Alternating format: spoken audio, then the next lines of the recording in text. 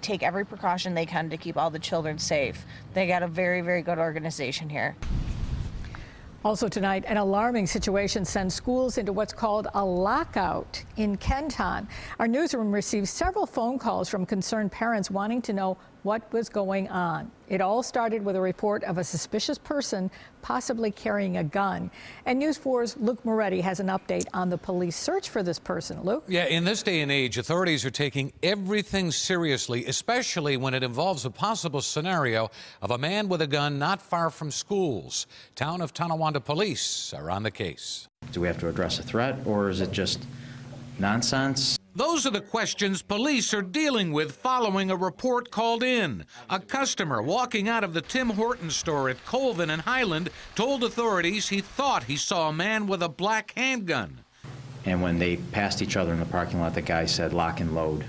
Thinking it was strange, the customer called the Town of Tonawanda Police. Officers looked at the store surveillance video and may have recognized the individual. They're following up on that lead. And if there is somebody with a gun, of course we don't want them going to a school, but they could be going to a workplace, they could be going to a private home. Who knows what could be the target. Meanwhile, police released a description of the individual. A white male, 5'10", 60 to 70 years old, white beard, wearing a gray sweatshirt, jeans, and a baseball cap. Police notified the Kenmore Town of Tonawanda School District. As a precaution, some nearby schools were placed in lockout, which means individuals trying to gain entry into the schools would not be allowed. I actually drove by to make sure nothing was going on. Oh, you did? Yeah. So when you heard about it, just because you needed that? Yeah, my kids are in here, so I needed to check it out. It's terrible that you have to, make sure every day that your child's protected, and, the schools have to be locked down for things like this. It's just terrible.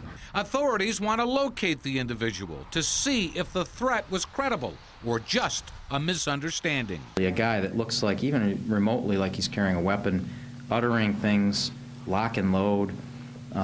These are things they're red flags, and we can no longer afford to brush those under the rug. At this point, police don't think they were dealing with an actual threat, but say there's still some follow-up work that needs to be done. The Kenton School District sent out emails and text alerts today to parents about this situation. Luke Moretti, News 4.